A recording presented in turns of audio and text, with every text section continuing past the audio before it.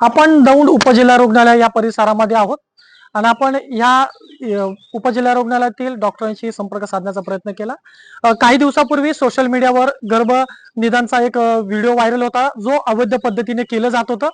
त्याच्यानंतर उपजिल्हा रुग्णालयाचे अधीक्षक डॉक्टर सचिन गुजर यांनी या संदर्भात यवत पोलीस ठाण्यामध्ये फिर्याद दिली आणि त्या फिर्यादीनंतर यवत पोलिसांनी तपास सुरू केला आणि या तपासामध्ये काही डॉक्टरांवर आणि काही एका व्यक्तीवर गुन्हा दाखल करण्यात आला. हा गुन्हा दाखल झाल्यानंतर पोलिसांनी तपास अजून खोलवर सुरू केला आणि त्याच्यानंतर काही माहिती समोर आली. अवैध पद्धतीने 2 वर्षामध्ये 500 गर्भपात झाल्याची माहिती सोशल मीडियावर येऊ लागली आणि काही प्रमाणामध्ये आणि त्याच्यावर आता उपजिल्हा रुग्णालयाचे डॉक्टर सचिन गुजर यांनी देखील या संदर्भात स्पष्टीकरण दिलेलं आहे. नेमकं प्रकरण काय आहे, या सर्व घटनेमध्ये कशा पद्धतीने पोलीस असेल आणि डॉक्टर सचिन गुजर असतील हे देखील कशा पद्धतीने या सर्व घटनेला पाहतायत आणि पुढचा तपास सुरू आहे. आणि या घटनेमध्ये अजून कोणी जर डॉक्टर यामध्ये सहभागी असेल तर त्यांच्यावर देखील कडक कारवाई केली असं देखील सांगणे. तर अधिक माहिती आपण त्यांच्याकडनं जाणून घेऊया, नेमकं हे प्रकरण काय आहे. सोशल मीडियावरनं आम्हाला म्हणजे बातम्या मिळाल्या की दौंड तालुक्यामध्ये अवैधरित्या अनरजिस्टर्ड घरी जाऊन गर्भलिंग निदान होत आहे. त्या प्रकारचे व्हिडिओ आम्हाला सोशल मीडियावर मिळाले.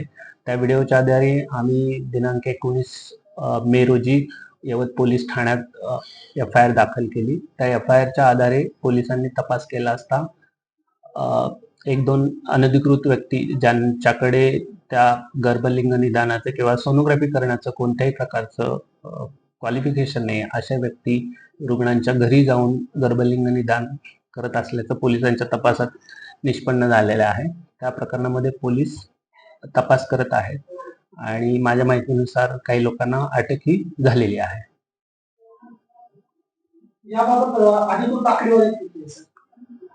नेमका अधिकृत आकडा सांगणं थोडंसं अवघड आहे, कारण हे जे काही गर्भलिंग निदान होतं किंवा जे काही आता सध्या बातम्यांमध्ये येत आहे की 500 गर्भपात झाले आहेत वगैरे, हे सगळे अनधिकृत आकडेवारी आहे.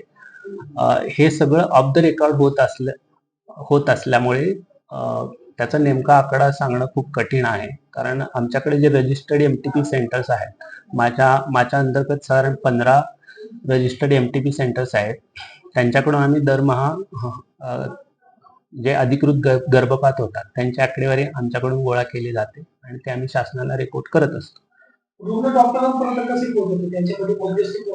हे सगळं दलालांचं आणि जो कोणी कल्प्रिट आहे त्यांच्या संगनमतानं झालेले गोष्ट आहे. याच्यामध्ये हॉस्पिटल्स काही तपासामध्ये निष्पन्न होतीलच, परंतु हे सगळं दलालांमार्फत होत असल्याचं प्रथमदर्शनी वाटत आहे. हे सगळं ऑफ द रेकॉर्ड आहे, पण साधारण जे काय बातम्या आणि आम्ही चौकशीमध्ये समोर येते त्याच्यामध्ये साधारण 35 ते 50 हजार, काही केसेसमध्ये अगदी 60 हजारांपर्यंत सुद्धा हा आकडा गेल्याचं आमच्या लक्षात येत आहे. सोशल मीडिया व्हिडिओ व्हायरल झाला होता, मोबाईलला जोडलेल्या पोर्टेबल मशीनद्वारे घरात तपासणी केलं असं म्हटलं जातं. तुम्ही या संदर्भात काय सांगता, प्रकरण काय तपासायचं? आता साधारण शासनाची जी SOP आहे त्याच्यामध्ये कसं आहे, कोणीही विदाऊट शासनाला माहिती न देता सोनोग्राफी मशीन खरेदी किंवा विक्री करू शकत नाही.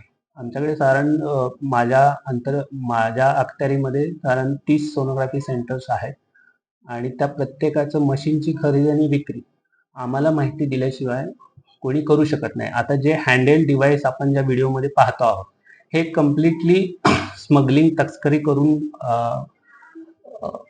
उपलब्ध करून घेतलेलं असं दिसत आहे. ह्या मशीनचं कोणतंही रजिस्ट्रेशन किंवा कोणतीही माहिती शासनाला प्राप्त नाही.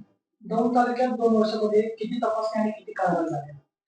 आपण दौंड तालुक्यामध्ये दर 3 महिन्याला 6 महिन्याला आपण सोनोग्राफी सेंटर तपासणीसाठी जात असतो.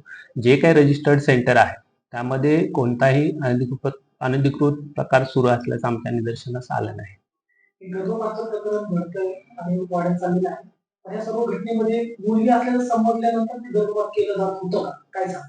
आता हे आपलं जे समाज मन आहे त्याच्यामध्ये आता बऱ्याच लोकांना 2-2, 3-3 मुली असतात, त्यांना मुलगा हवा असतो किंवा काही लोकांना मुलीच नको असतात अशी लोक गर्भलिंग निदान करण्याचा प्रयत्न करत असतात आणि अवैध मार्गाने गर्भलिंग निदान करून most of the time, almost 100% of the times मुलगी असेल तरच गर्भपात होतो. आता या प्रकारे त्याची पुढची प्रक्रिया कारवाई आपण कशा पद्धतीने चालली काय?